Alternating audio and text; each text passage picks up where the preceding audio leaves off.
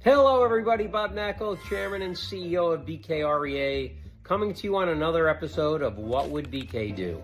And our question today comes from Roy Donnelly. And BK, how would you go about specializing in a secondary or tertiary market area? And Roy, that is a great question, and it's very tough. You know, when you work in a very, very large, dense market, it's very easy to specialize in one niche. And I realize that, you know, if you're in some secondary and most tertiary markets, it's very, very difficult to focus on just one type of property or one type of transaction.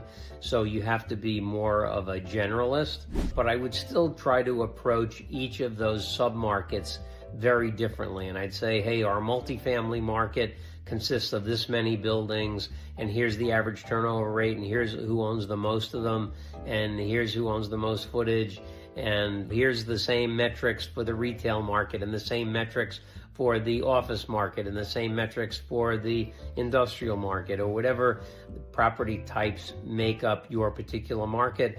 I would get to know each of them very, very closely, and maybe you cover the entire market, but break down each market segment so you really can speak very, very articulately relative to how each market segment is performing.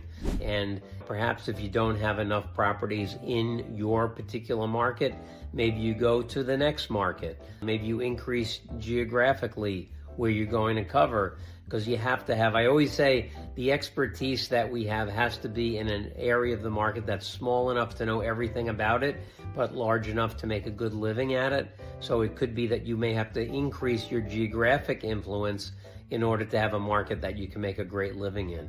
So I would just study each of the market segments, break it up, understand each of them very, very well. And I think that's really the only chance to become the market expert in a small geographic secondary or tertiary location.